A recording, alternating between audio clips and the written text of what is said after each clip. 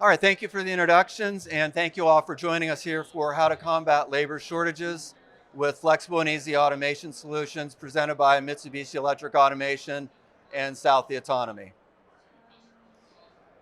In today's session, we'll review some of the challenges facing manufacturers and producers today, how Southie Autonomy's solutions address those issues, and then if we have time, I'll describe a couple other methods and styles for taking care of some of the issues that we're seeing today.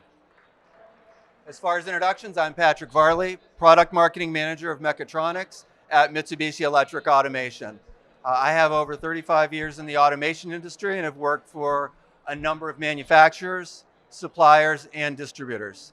Mitsubishi Electric Automation is based in the Chicago area, and we have a full line of servos, VFDs, HMIs, PLCs, robots, of course, and integrated solutions. We've been serving North America for quite a while. We started in 1974. I'll now turn it over to Rahul for his introduction. Thanks, Patrick. I'm Rahul Chilbakati, CEO and founder of Southie Autonomy. We've been around for about 5 years. We cut our teeth in the autonomous systems for military, DoD, as well as industrial work. So everything autonomous systems you could think of, underwater, ground, aerial, all of that. So we started Southie Autonomy to bridge the gap in terms of how people use robots and how they interact with it. So happy to share more. Thank you.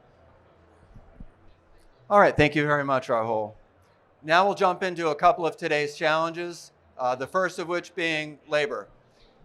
The inability to attract and retain a quality workforce has been named the top operational concern by U.S. manufacturers in a number of recent Outlook surveys. 22% of manufacturers report having a difficult time hiring and keeping a stable workforce. And earlier this year in March, it was reported there was 5.6 million more openings in the U.S. than there were available workers. That data comes from the U.S. Department of Labor. I'm sure all of us in this room have either experienced that directly, have had suppliers with that issue, and hopefully for some of you, competitors.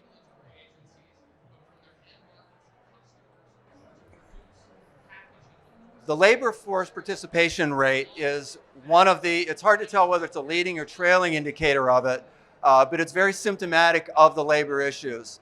Earlier this year, the Department of Labor indicated that we only had a 62.5% labor participation rate, and what that meant was for eligible and capable workers, only 62% of them were either actively involved or searching for jobs in the industry. And as you can imagine, sorry about that, as you can imagine, this has the domino effect of salaries. During the first quarter of 2022, employers spent 4.5% more on salaries and benefits than they did in the previous year's first quarter. In March alone, we had a 5.6% increase in hourly wages year on year, and this is not lessening up. In the fourth quarter of 2021 to the first quarter of this year, we saw a 1.4% increase in wages and benefits. This graph shows things very well. It's a timeline starting in 2017, showing wages, salaries, and benefits as a percentage of change from the previous years. As you can see, from 2017 through 2021, we had a relatively stable and small increase in costs. Then in 2021 and through 2022, you could see a rapid increase in not only wages and salaries, but benefits. You may notice that there was a little bit of a flattening of the health benefits curve throughout the middle part of 2021. That was attributed to some of the COVID relief efforts that were going on. And true to form, those benefits accelerated quite a bit towards the latter half of 21 and into 2022. For those companies that have been able to withstand component shortages and have been able to attract workers, the issue that they're also seeing is employee turnover. Employee turnover rates are about 20% more than they were pre-pandemic, and 31% of workers have reported leaving a job within the first 6 months of having it. That creates quite a stress on the workers that stay at their jobs, HR, manufacturers, because now they have to reconfigure their lines or possibly not build products that they had scheduled to because of lack of workers. I could probably go on through the end of the show about labor issues. I don't think I'd be covering a ton of new ground with it. So I'm going to pivot to one of the other challenges that is a challenge for manufacturing, and it's being made worse not only by the labor issues of the workers, but also the scarcity of engineers, and that is consumer personalization. For many decades, when we wanted to buy something, let's take example, a shirt, I would make that decision, go to a store, look through what they had. Generally, that was manufactured 6 to 9 months ahead of time. I would hopefully find what I wanted. If not, I would probably buy something close. That gave manufacturers a chance to plan, ship, and it really limited what the consumers were able to get. What consumer personalization is, it's the desire of customers to have a personalized experience or service based on what they want.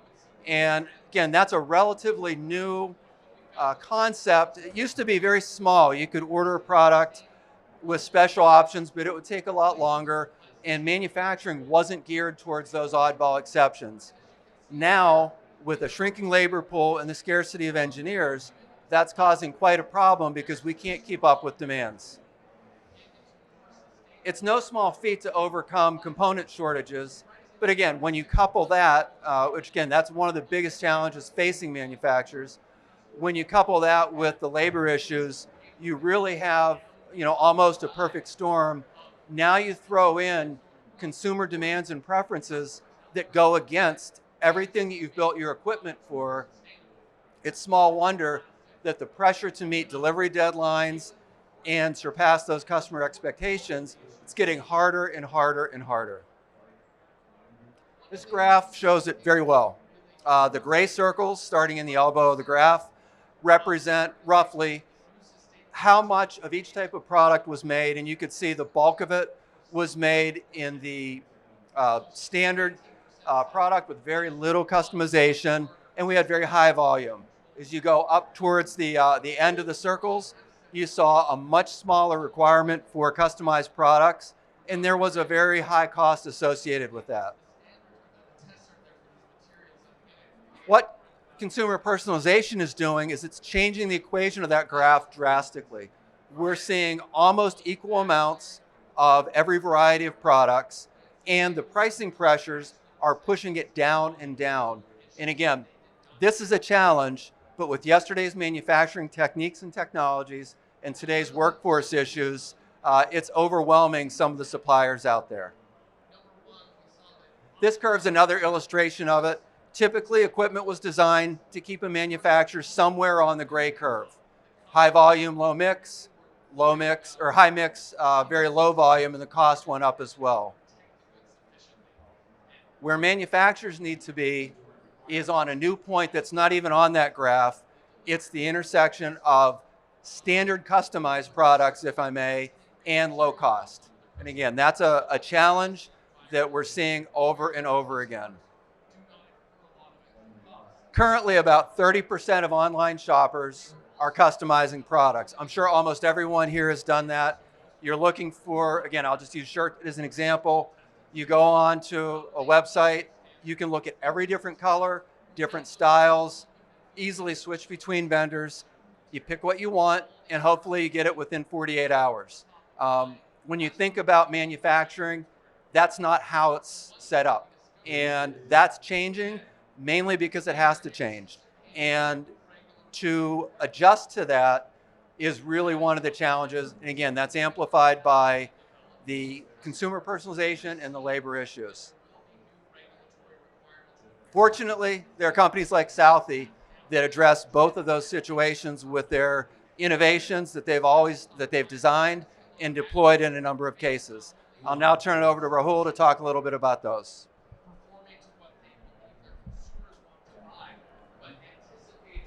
Got it? Thanks, Patrick. Thanks for the handoff. So just to, keep going down the train of thought that Patrick was going down, what we really focus on and what I want to talk about is really that the reason why we have only 90% of automatable tasks that could be automated are actually being automated today. Right? Most of it's manual today. And what this all really boils down to is task flexibility.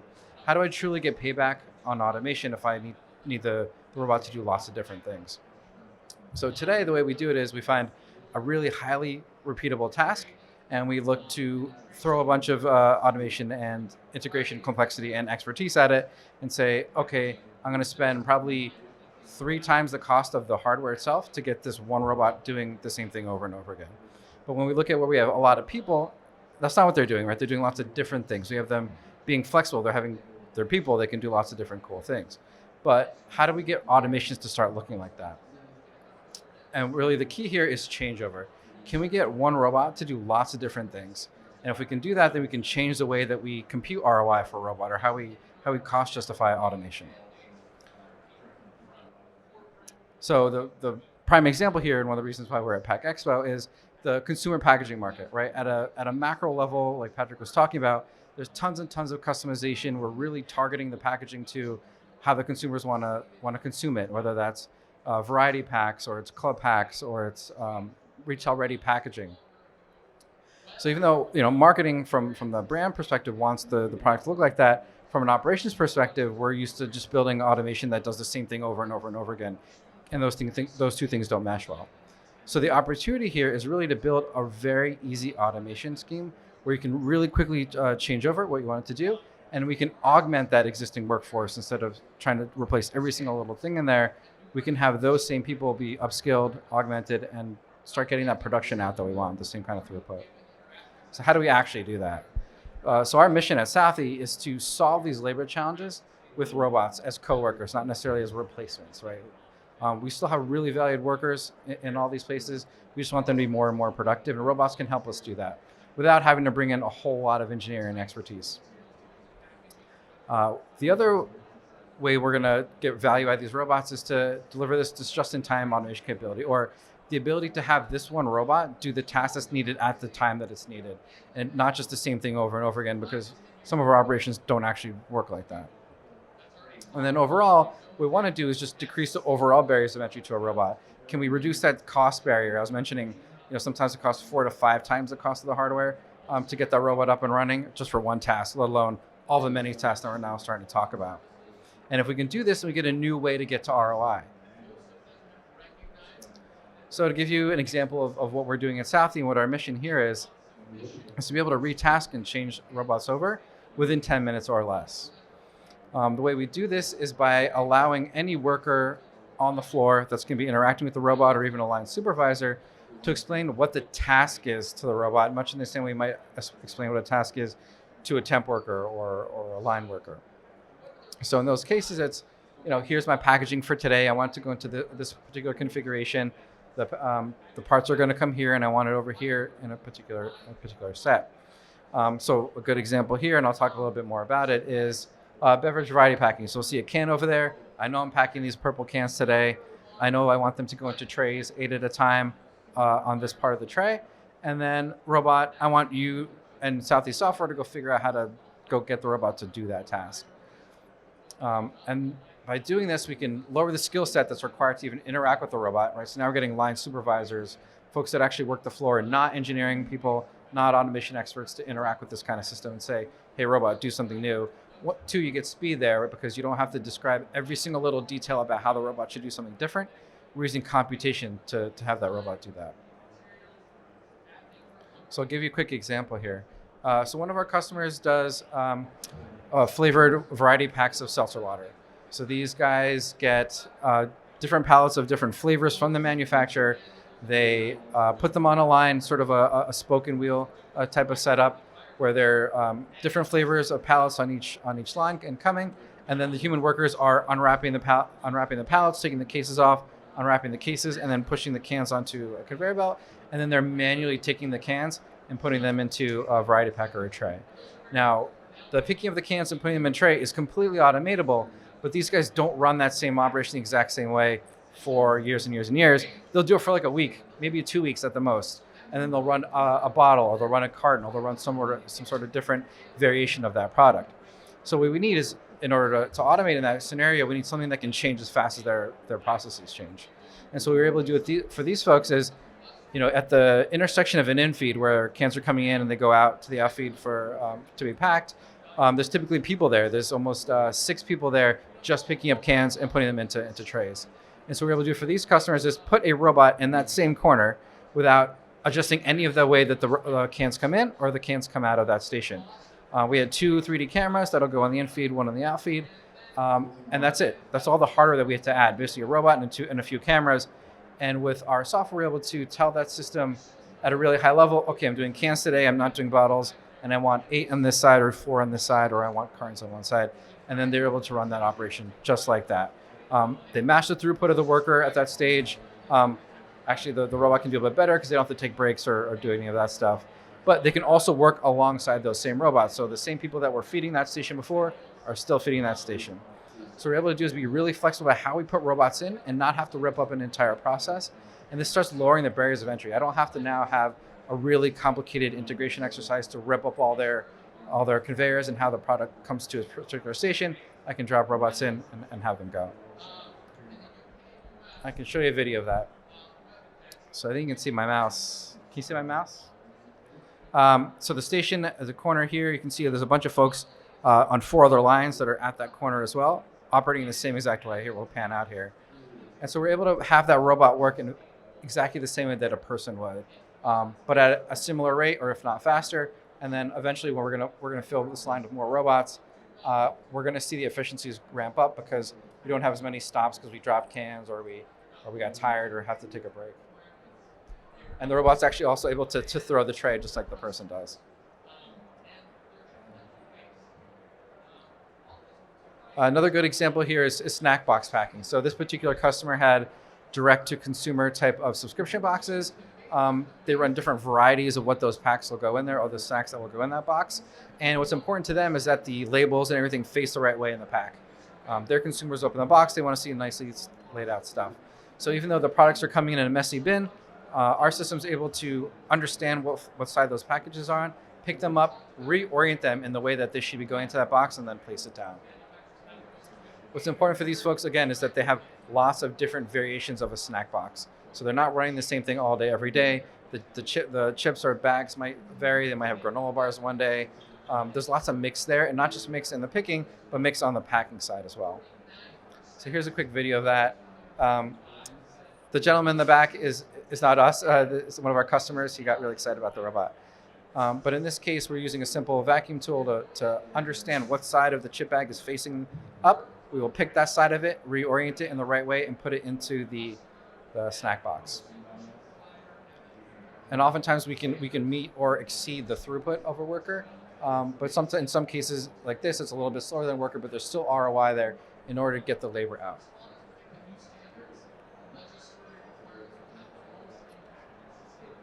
And I can take questions and show that later as well. But I just want to introduce our team.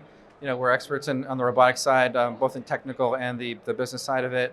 We cut our teeth in military work, so we're bringing that military-grade technology to industrial solutions and really trying to lower that barrier of entry to getting into robots. Thank you. Here, I'll hop on.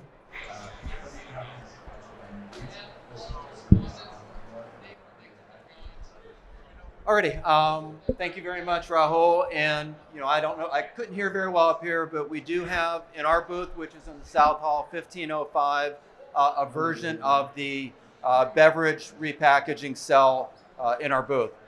And it should be very clear to everybody how their type of solution allows you to either redeploy workers to more value-add tasks or have consistent production when you don't have consistent employers.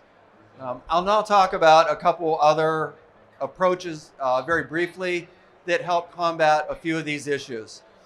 One of them is from a company called Real-Time Robotics, and they've developed real-time collision or anti-collision and path planning software.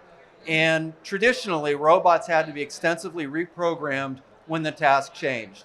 And with Real-Time Robotics' hardware and software, they guide the robots, they know where every piece of the work cell is, and they will dynamically get out of each other's way.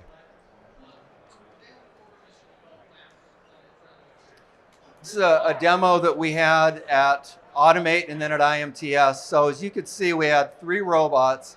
And in case your eyes aren't used to seeing my robots, these are 3 different size and style robots of Mitsubishi's. 2 with screw fastening heads, 1 with a camera. And as you can see, he's changing the sequence of the points on an HMI. You don't have to touch the robots. You don't have to reprogram them at all. They know how to pick the optimal path and stay out of each other's way. And as you can imagine, just as though their solution enables people on the floor to reconfigure work cells that are very complex changes, but do it very simply and quickly, real-time robotics is hardware and software solution does the very same thing. And we're seeing more and more uses of it out in the industry. Like I said, between the labor and the engineering resources, it really comes in handy. The second type of solution I'm going to describe is one of Mitsubishi's products, and I'll be the very first to admit this is not a unique product. We're not the only ones that have come up with this type of concept, but it is relevant to talk about it. And what this is, it's a pre-engineered work cell that has the bulk of the work done for the end users, because as people move into automation, specifically robotics, you're not an expert. You know, design a base capable of withstanding a 13 kilogram robot running at load at speed. Not many people could do that off the top of their head. Safety is another place where people are unsure of how to safeguard a robot, whether it's collaborative or standard. And so the pre-engineered solutions come in handy because it allows you to get through that with minimal investment and then finish the work cell off. Ours typically come in a variety of options that you'll see. Different robots. We often leave the end effector out because the end user needs to have either different tools or that's a thing they're capable of designing. And being configurable to move between different applications or different machines is definitely one of the keys, because just as Rahul mentioned with his customer, his one customer, they don't run the same product mix for 2 years in a row, for 2 months in a row. And today's manufacturers don't either, especially small CNC shops, which is what the original LoadMate was designed for. You may be using this machine today. In 2 weeks, have to automate that one, and having a flexible cell that not only that you can move, but that can be reconfigured with different robots or different safety options really, really comes in handy. And again, it allows you to concentrate on what you're doing best, providing your products. The robot solution, including safety, is something that you don't have to be as knowledgeable about or concerned about. So hopefully, in the couple minutes that we were speaking with you today, we showed you what a couple of the major challenges are facing manufacturers and producers today. A lot of them key around labor, the availability of it, the expense of it, and the seemingly randomness of it at times, as well as engineering resources being scarce and needing to meet the demands of production that most machines simply weren't designed for. It takes a shift in techniques and technology, and fortunately those shifts are happening. You just have to make sure you're dealing with the right people and understand what you need. All right. On behalf of Rahul and his team and the rest of Mitsubishi Electric Automation, I'd like to thank you very much for coming and joining us this afternoon. If you have any questions, let us know. We'd be happy to take care of them for you.